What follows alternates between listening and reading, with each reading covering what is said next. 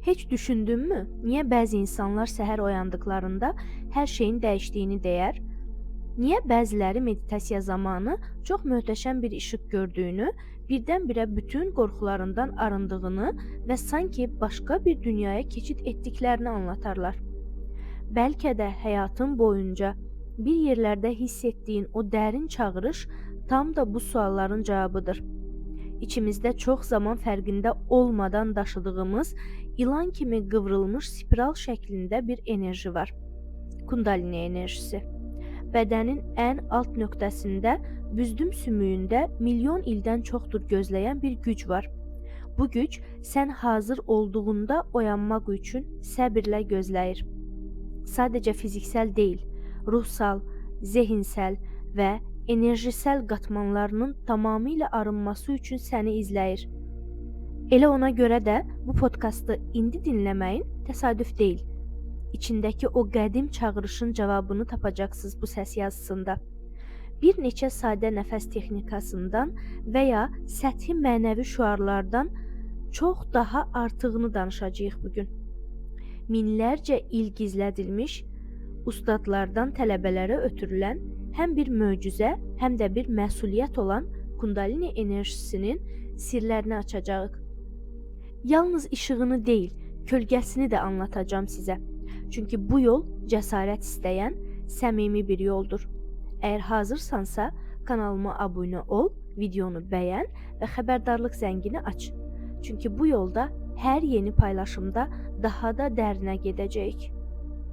Hər yeni kəlmədə biraz daha dəyişəcəyik, dönüşəcəyik. Kundalini kəlməsi sanskritcədə burulmuş deməkdir. Bu kəlmə quyruq sümüyündə gözləyən yaşam enerjisini təmsil edir. Qədim Hindistanda Kundalini enerjisi yaşamın qaynağı olaraq görülürdü. Amma bu sadəcə enerji deyil, eyni zamanda ruhsal potensial, ilahi bir toxum olaraq da qəbul edilərdi. Bir çox fərqli mədəniyyətdə enerjiyə aid fərqli simvollar görə bilərik. Misirdə fironların alınlarında yer alan kobra fiquru Kundalini enerjisinin yüksəlişini təmsil edirdi. Taoist Çində Qi olaraq bilinən enerji yin və yang tarazlığının təməlini yaradırdı.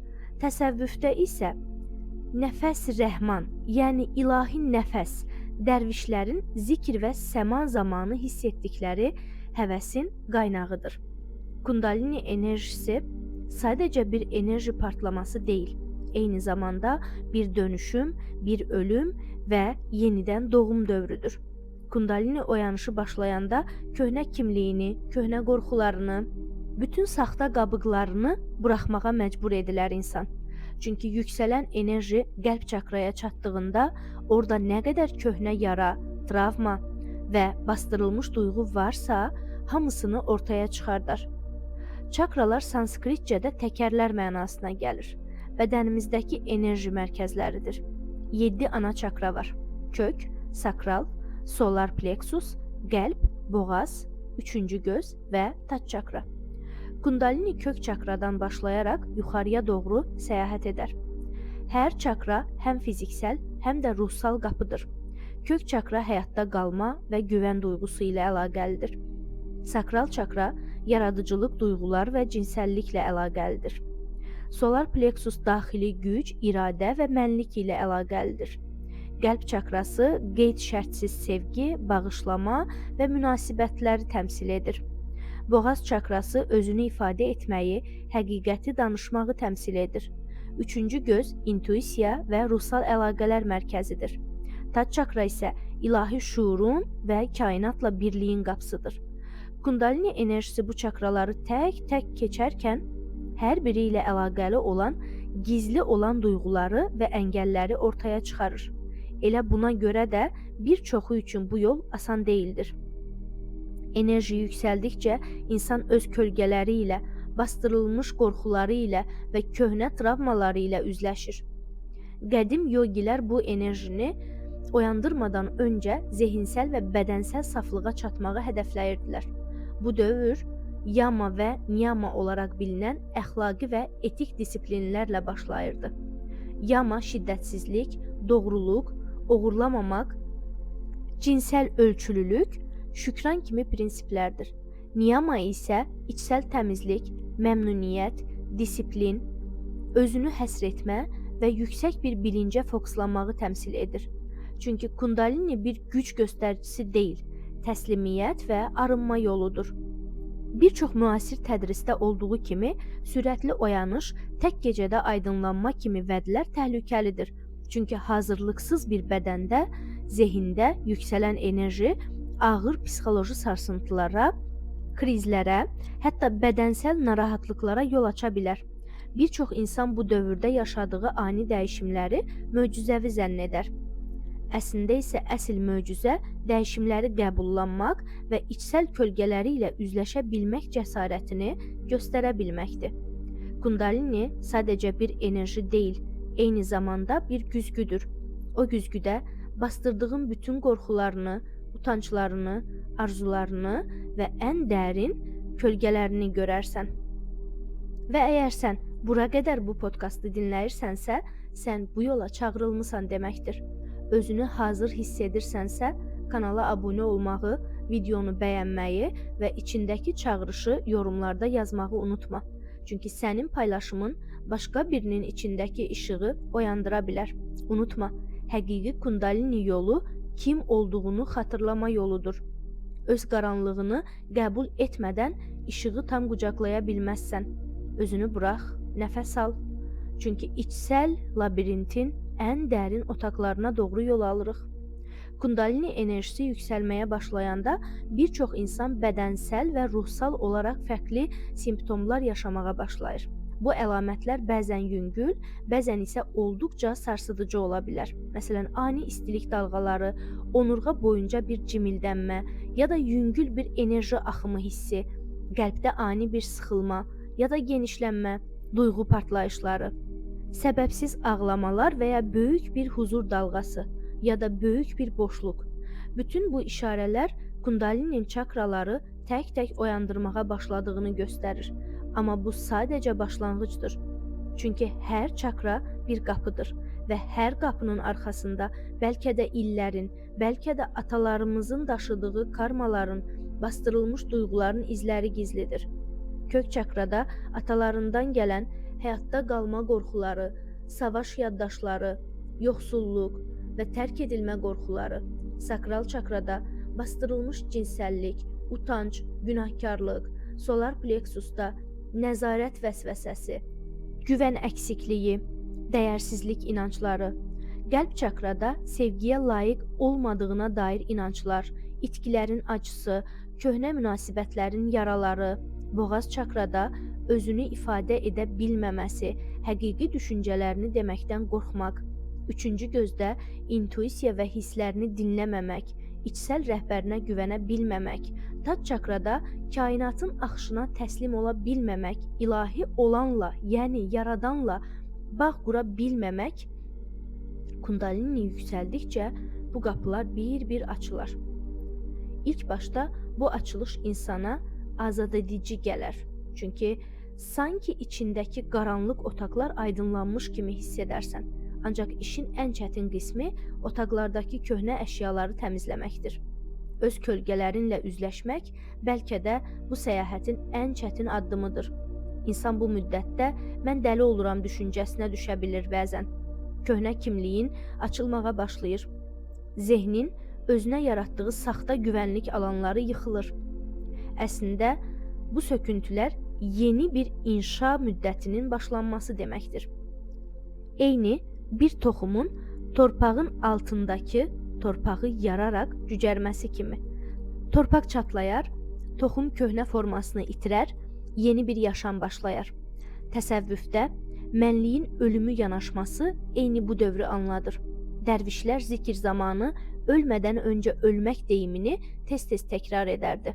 Çünki həqiqi dönüşüm köhnə mənliyin ölməsinə icazə verdiyində başlayır. Kundalini oyanış yolunda ən çox yol verilən xətalardan biri torpaqlanmadır. Yüksələn enerji əgər torpaqlanmayıbsa, insanı bir uçurumun kənarında qoya bilər. Günlük həyatda sabit qalmaqda çətinlik, sosial həyatdan qopma, içinə qapanma kimi əlamətlər görünə bilər. Belə anlarda edilə biləcək ən önəmli şeylərdən biri bədənsəl çalışmalara dönməkdir. Yalın ayaqla torpaqda gəzmək, yavaş və dərin nəfəslər almaq, təbiətdə gəzmək, yumşaq yoga və bədən hərəkətləri, bütün bunlar enerjini tarazlamaq üçün çox dəyərlidir. Bir çox qədim bilgilər kundalini oyanışını dəstəkləmək üçün özəl rituallar və çalışmalar edirdilər. Tibetdə Tummo meditasiyası içsəl atəşi oyandırma çalışmasıdır. Hindistanda pranayama, yəni nəfəs texnikaları enerji kanallarını təmizləyir. Anadoluda səhər günəşinə çıxmaq, günün ilk işığında torpaqla görüşmək, şeh damlalarını ayaqlarda hiss etmək bədəni arındırar və qəlbi açar. Kundalinin yüksəlməsi ilə birlikdə insan intuisiyaların gücləndiyini müşahidə edər. Artıq insanları, hadisələri, məkanları əvvəlkindən çox daha dərin bir şəkildə hiss edərsən. Bir ortama daxil olduğunda oranın enerjisini, bir insanın sənə dediyi sözün arxasında həqiqi duyğusunu, bir hadisənin və məsələnin arxasındakı görünməz bağlantıları dərk edə bilərsən. Bunun arxasında qəlb gözü dediyimiz intuisiya duyğusu açılır. Qəlb gözü açıldığında insan bütün dünya ilə güclü bir bağ hiss etməyə başlayar. Təbiətdəki hər canlı, hər ağac, hər daş onun üçün canlı bir varlığa dönər. Çünki artıq varoluşu sadəcə zehinsəl deyil, hüceyrə səviyyəsində anlamağa başlayarsan. Kundalini oyanışında simvollar çox önəmlidir. Lotus çiçəyi palçığın içindən çıxar və saf halına çatar. İlan davamlı yenilənmənin və ölüb yenidən doğulmanın simvoludur. Şriyantra kainatın riyazi və həndəsi ardıcıllığını izah edir. Bu simvollar şuur altına birbaşa mesaj verir. Çünki şuur altı simvolların dilini sözlərdən daha sürətli və daha dərin anlayır. Meditasiyalarda bu simvollarla işləmək dəyişim müddətini sürətləndirir. Bir digər kritik nöqtə niyyətdir. Kundalini çalışmalarına başlamamışdan öncə niyyət dəqiqləşdirmək yolunuzun yönünü təyin edər. Mən bu enerjini sadəcə gücü üçünmü oyandırmaq istəyirəm, yoxsa özümü tanımaq, sevgi ilə bütünləşmək üçünmü? Bu sual yolun ən başında dəqiqləşdirilməlidir. Çünki niyyət nədirsə, yolunuz da o frekansda irəliləyər. Saf niyyət enerjinin ən etibarlı formada yüksəlməyinə imkan verər. Egoya yönəlmiş niyyətlər isə xaotik bir axın yarada bilər. Əgər hələ də bu podkastı dinləyirsənsə, sən içindəki o qədim müdrikliyin qapısını aralamağa hazırsan deməkdir. Və bu yolda tək deyilsən. Biz burada səninlə birlikdə eyni nəfəsə alırıq, eyni frekansda titrəşirik. Bu qədim müdrik enerjini doğru yollar və texnikalarla sağlam şəkildə oyatmaq istəyirsənsə, mənə yaz və çakra şəfalanma və kundalini oyanışı təliminə elə indi qeydiyyatdan keç. İndi isə dərin bir nəfəs al, içindəki o spiralvari işığın onurğan boyunca yavaş-yavaş yüksəldiyini xəyal et. Hər çakrada bir müddət dayan və həmin yerdə sıxılmış duyğuları, köhnə xatirələri izlə. Onları sevgi ilə qucaqla və icazə ver işıqla dolsunlar. Ruhunu, qəlbini və zehnini hazırlayaraq dinləməyə davam et. Kundalini enerjisi müasir elm insanları və spiritual, mənəvi tədqiqatçılar arasında da uzun müddətdir müzakirə edilən bir mövzudur. Bəziləri bu prosesi sadəcə bir metaforik müddət olaraq görərkən, bəzi araşdırmaçılar bunun bədənsəl və zehinsəl dəyişimi aktivləşdirən, hərəkətə gətirən, çox real bir bioloji və neuroloji təsir gücü olduğunu iddia edir və sübut edirlər. Beyin dalğalarının dəyişməsi, hormon balansının fərqli olması, sinir sistemi üzərindəki dərin təsirlər, bütün bunlar kundalininin bədəndə əks olunmasıdır. Əsas da onurğa boyu uzanan sinir yolları müasir elmdə mərkəzi sinir sistemi olaraq bilinir. Qədim yazılarda qeyd edilən Sushumna kanalı bu mərkəzi enerji axınını təmsil edir. Elmi araşdırmalar göstərir ki, uzun müddət meditasiya edən insanların beyin formalarında fiziksel dəyişikliklər meydana gəlir. Beynin prefrontal korteksi, yəni qərar vermə, planlama, məntiqi düşünmə, fokuslanma və fərqindəlik mərkəzi güclənir. Amigdala, yəni qorxu mərkəzi sakitləşir. Məhz bu fiziki dəyişimlər Kundalini'nin müasir elmdəki izləridir. Ancaq Kundalini oyanış yolunda ən böyük sir zehni aşmaqdır. Çünki zehin davamlı analiz edər, hökm edər və bölmələrə ayırar. Kundalini isə bölünməyi deyil, birləşməyi öyrədir. Bu birləşmə vəziyyəti təsəvvüfdə vəhdət olaraq bilinir. Yunus Əmrənin "Bir mən var idim, məndən içəridə" sözü tam bu birləşməni izah edir. Kundalini oyanışı zamanı bəzi insanlar daha əvvəl təcrübədən keçirmədikləri qədər dərin bir sevgi vəziyyəti yaşayarlar. Bu sevgi şəxsi münasibətlərdəki şərtli sevgidən fərqlidir. Bütün canlıları əhatə edən, sərhəd tanımayan bir mərhəmət dalğasıdır. Buna görə bir çox insan bu müddətdə təbiət ilə, heyvanlar ilə, insanlarla yeni bağlar qurar. Bəziləri bu dönəmdə anidən peşəsində dəyişikliklər edər. Ruh artıq köhnə iş mühitinə, saxta münasibətlərə və ya rola girən topluma uyğunlaşa bilmir. İç səsi artıq fərqli bir şey etməlisən deyə pıçıldayar. Buna görə də bir çox insan sənət, fərqli şəfa çalışmaları, yazıçılıq, meditasiya bələdçiliyi kimi yaratıcı və insanlara toxunan, fayda verən sahələrə yönəlir. Kundalini oyanışı yolunda unutulmamalı olan ən önəmli şeylərdən biri bu müddətin bir yarış olmadığıdır. Bir çox insan, digər insanlar məndən öncə oyanır, mən niyə hələ də eyni yerdəyəm deyə düşünür. Hansı ki, hər ruhun ritmi, yolu və zamanı fərqlidir. Toxum belə hələ torpağın altında olanda böyüməyə başlayır.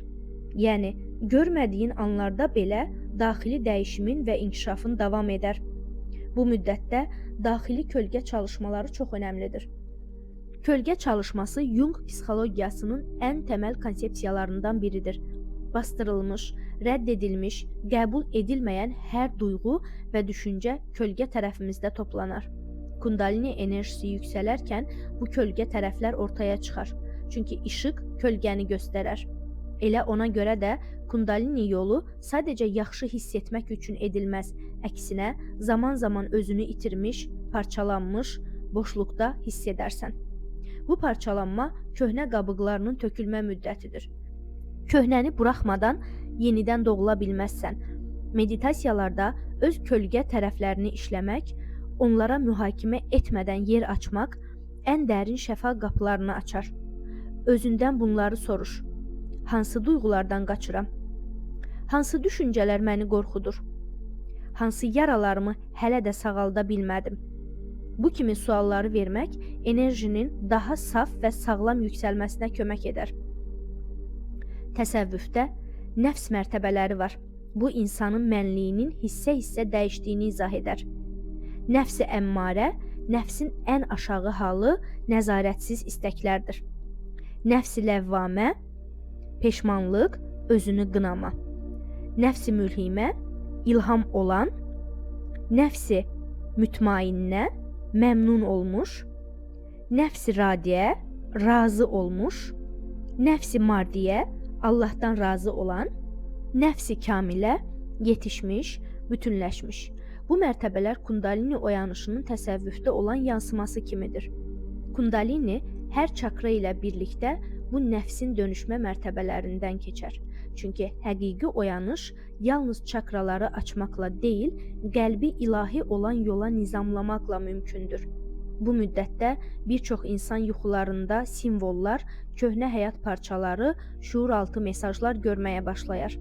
Yuxular ruhun dili ilə danışar. Kundalini enerjisi aktiv olduğunda yuxular daha dəqiq, simvolik və öyrədici vəziyyətə gəlir. Çünki şuuraltı şəfalanmaq və aydınlanmaq üçün sənə mesajlar göndərir.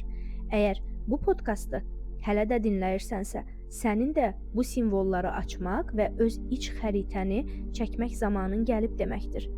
Və unutma, bu yolda tək deyilsən. Biz burada səninlə eyni titrəşimdə nəfəs alırıq, eyni enerjini paylaşırıq.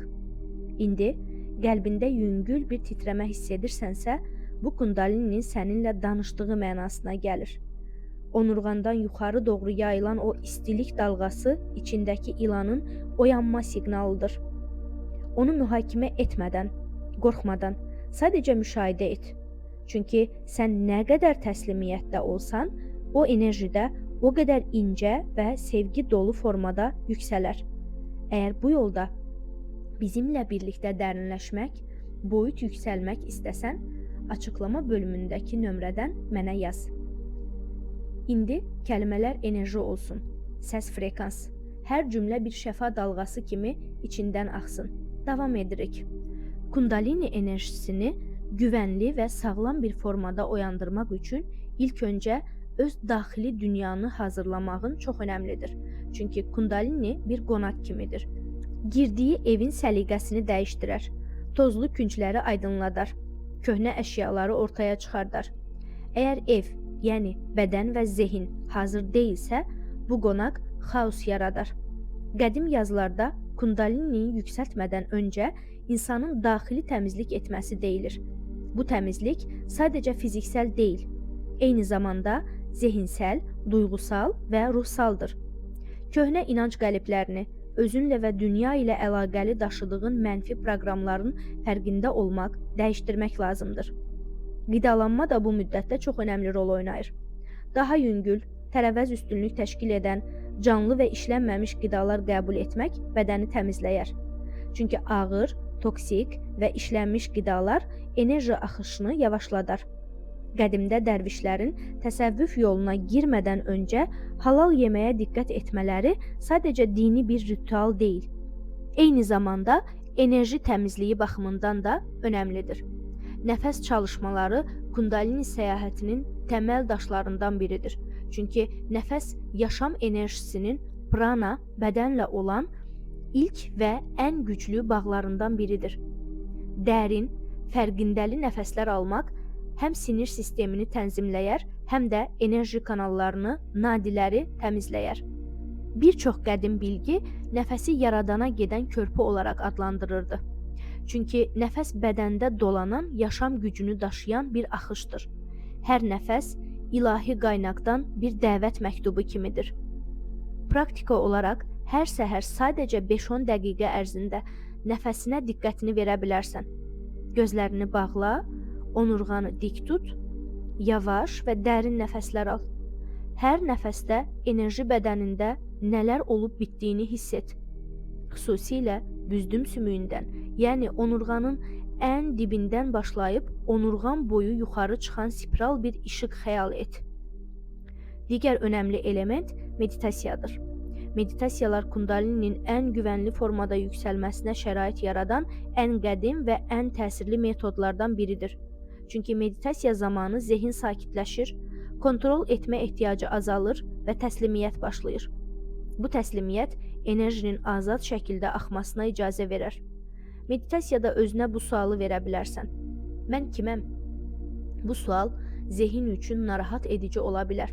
Çünki zehin dərhal ad, sənət, sosial rol kimi cavablar verməyə çalışar. Ancaq bu sualı dərinləşdirdikcə bütün bu şəxsiyyət təbəqələrinin üstündə saf varlığınla qarşılaşarsan. Bax, həmin an həqiqi oyanışın başladığı andır. Kundalini müddətində tez-tez rast gəlinən təcrübələrdən biri də ani enerji partlamalarıdır. Xüsusilə meditasiya zamanı ya da sakitlik anlarında onurğanda bir istilik axışı, əzələlərdə istəksiz bir dartılmalar, göz yaşı, gülmə krizləri, anidən gələn dərin huzur və ya təsviri olmayan bir boşluq hissi. Bütün bunlar enerjinin bədəndə özünə yol açmağa çalışmağının təbii təsirləridir. Ancaq burada təkrar xatırlatmaq lazımdır ki, bu müddət bir yarış deyil. Hər kəsin enerji xəritəsi, yaşama planı, missiyası, ruhsal inkişafı fərqlidir. Bir başqasının təcrübəsini öz yolunla müqayisə etmək səni lazımsız bir səbirsizliyə gətirib çıxarda bilər. Kundalini səbirlə, sevgi ilə, təslimiyyətlə yüksələr. Çünki onun təbiətində səbir var. Bir ilan necə səssizcə, yavaş-yavaş hərəkət edərsə, kundalini də elədir. Səbirlə, hiss etdirmədən, amma çox dərin bir şəkildə yüksələr. Kundalini oyanışı zamanı insanın qarşılaşdığı ən böyük imtahanlardan biri də nəzarəti buraxmaqdır. Zehin hər şeyi anlamaq və nəzarət etmək istəyər. Ancaq bu enerji zehinsel nəzarətdən daha üstündür. Təslimiyyət burada ən güclü qoruyucundur. Bir çox qədim yazı bu təslimiyyəti ilahi eşq konsepsiyası ilə izah edir. Çünki ilahi eşq şərtsiz bir qəbul edişi, hökümsüz bir şəfqəti və dərin bir birliyi təmsil edir. Təsəvvüfdə eşq kəlməsi insanın mənliyini tərk edib tamamilə ilahi olanla birləşməsini ifadə edir. Əgər bu podkastı hələ də dinləyirsənsə, səndə nəzarəti buraxmağa hazır olan bir qədim müdriklik qapısını aralamağa cəsarət edən bir ruhsan.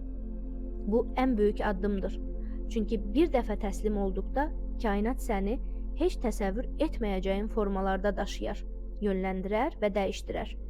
İndi gözlərini bağla, yavaş-yavaş dərin bir nəfəs al. Onurğanda büzdüm sümüyündən başlayıb, boynundan başının yuxarısına qədər yüksələn spiralvari bir işığı xəyal et. Bu işıq hər nəfəsdə biraz daha güclənsin. Yolun başında onu sadəcə izləmək, onunla mübarizə aparmamaq, nəzarətdə saxlamağa çalışmamaq ən doğru addımdır. Bu müddəti dəstəkləmək üçün yazı yazmaq, rəqs etmək, musiqi dinləmək və ya yaradıcı sənət sahələri ilə məşğul olmaq çox təsirlidir. Çünki enerji sadəcə meditasiya anında deyil, hər nəfəsdə, hər hərəkətdə, hər yaradıcılıq anında axar. Unutma, Kundalini bir yerə çatma nöqtəsi deyil, sonsuz bir səyahətdir. Hər yeni təcrübə, yeni bir qapı, yeni bir dərinlikdir. Bu içsəl dəyişimdə bizimlə birlikdə irəliləmək istəyirsənsə, kanala abunə olmağı, videonu bəyənməyi və yorumlarda nələr hiss etdiyini paylaşmağı unutma. Çünki sənin paylaşdığın hər bir kəlmə başqa bir ruhun bələdçisi ola bilər. İndi isə biraz daha dərinə, şuur qatlarının ən dərin qatına, simvolların qədim dilinə və kosmik bağlantılarına doğru gedirik. Özünü rahat burax. Nəfəsinlə bərabər sözlərin enerjisini hiss et.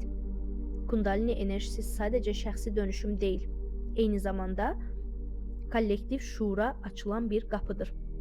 Çünki hər insan toplu şuur şəbəkəsinin bir hissəsidir. Biz bir-birimizdən ayrı varlıqlar deyilik. Əksinə, bir-birimizə görünməz enerji bağları ilə bağlıyıq. Buna görə də bir insanın dəyişimi bütün kollektiv alana təsir edir. Təsəvvüf adətlərində buna vəhdət-i vücud deyilir, yəni varlığın birliyi. İbnül Arabinin hər şey odur dediyi yer tam da budur. Kundalini enerjisi yüksəldikcə şəxsi mənlik əriməyə başlayır və yerini kainat birliyinə buraxar. Artıq özünü sadəcə mən olaraq deyil, bütün varlıq olaraq hiss edərsən. Bir ağacın yarpağında, bir quşun qanadında, bir ananın baxışında, çıxan günəşdə, əsən küləkdə, yağan yağışda özünü görməyə başlayacaqsan. Bu birləşmə halı yeni psixologiyada birlik şuuru ya da kosmik şuur olaraq adlanır. Bütünləşmiş bir fərqindəlik halı. Artıq təbiilikdən də əlavə bir qavrayış var. Nə yaxşı, nə pis, nə qaranlıq, nə aydınlıq. Hamısı sadəcə var oluşun fərqli üzləridir. Bu nöqtəyə çatmaq içindəki kölgələr çalışmaları ilə də çox yaxından əlaqəlidir. Çünki hər bastırılmış duyğu, hər qəbul edilməyən düşüncə yüksələn enerjini bloklayar. Xüsusilə dəyərsizlik inancı ən sıx rast gəlinən əngəllərdən biridir. Çoxumuz uşaqlıqdan bəri yetərli deyiləm, sevgiyə layiq deyiləm kimi bir çox proqramlarla böyüdük. Kundalini yüksəldiyində bu köhnə qeydlər tək-tək gün işığına çıxar. Bu müddətdə bunu unutma. Heç bir duyğu sənin düşmənin deyil.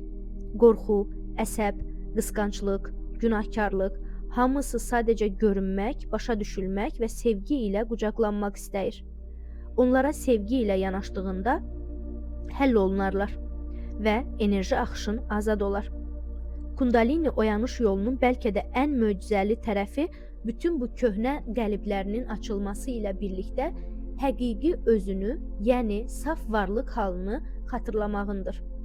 O saf varlıq halı sözlərin anlata bilmədiyi bir səssizlik, bir dinclikdir. Orada artıq etiketlər yoxdur. Sadəcə saf bir var olma vəziyyəti var. Bu vəziyyəti dəstəkləmək üçün simvollarla işləmək güclü bir əlaqədir. Xüsusilə Sri Yantra meditasiyalarda istifadə edilən müqəddəs və həndəsi simvollardan biridir. Qat-qat içəri doğru gedən üçbucaqlar insanın qat-qatlı şuurunu təmsil edir. Mərkəzdəki nöqtə isə saf varoluşu, ilahi qaynağı təmsil edir. Lotus çiçəyi palçığın içindən çıxaraq saf ağ yarpaqlarını günəşə açar. Bu yol insan ruhunun qaranlıqdan aydınlığa yüksəlməsini izah edir. Bir digər simvol olan ilan, sonsuz yenilənmənin, ölüb təkrar doğulmanın və sonsuz spiral enerjinin simvoludur.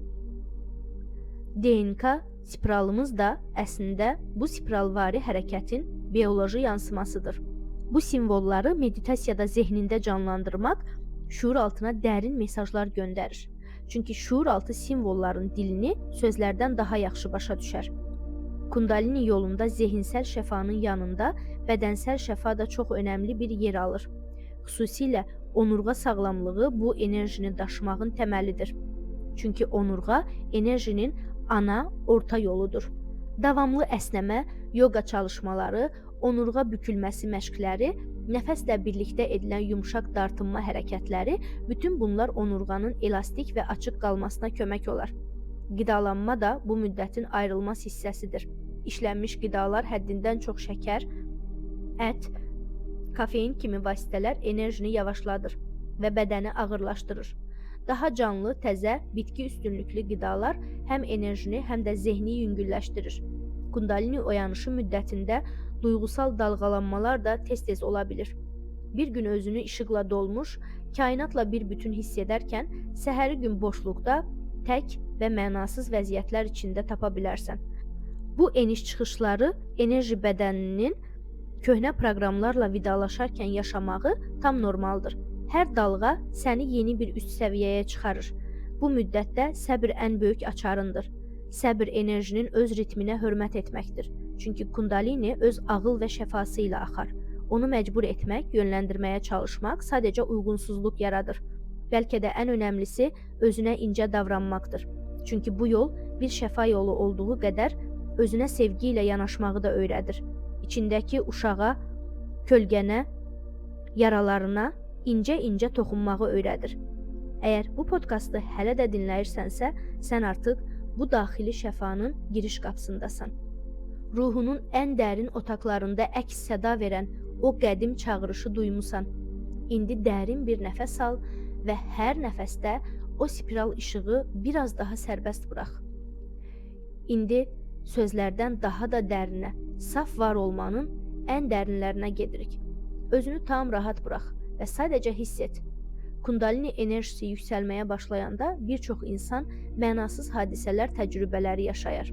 Çünki köhnə şəxsiyyət formaları illərdir səni ayaqda saxlayan saxta təməllər tək-tək açılar.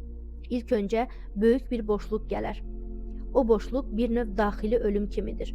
Bu daxili ölüm bir son deyil. Yeni bir başlanğıcın qapısıdır. Bir çox qədim bilgi bu boşluğu qaranlıq gecə olaraq adlandırır. Təsəvvüfdə buna çöl dönəmi deyilir. Mevlana'nın xam idim, bişdim, yandım sözü tam da bu daxili ərimə müddətini izah edir. Çünki bu yolda birinci xam tərəflərimizlə üzləşirik. Sonra bişərik, yəni dəyişərik, ən sonunda da yanarıq.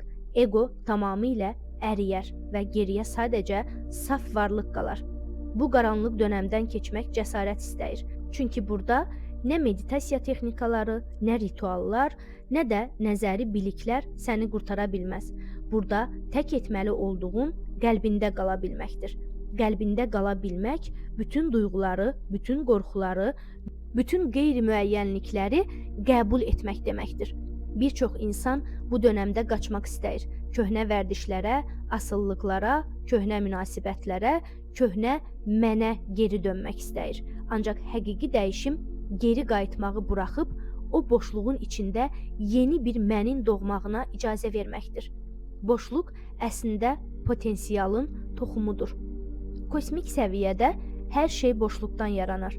Böyük partlayış, kainatın genişlənməsi, qalaksilərin yaranması hamısı əvvəl bir boşluq halında idi. O boşluq olmasaydı heç bir şey yaratmaq mümkün olmazdı. Bax, insan ruhu da eynidir.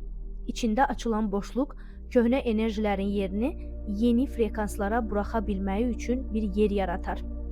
Burada səbirli olan, qəlbini açıq tutan, sonda öz içindəki dünya ilə qovuşar.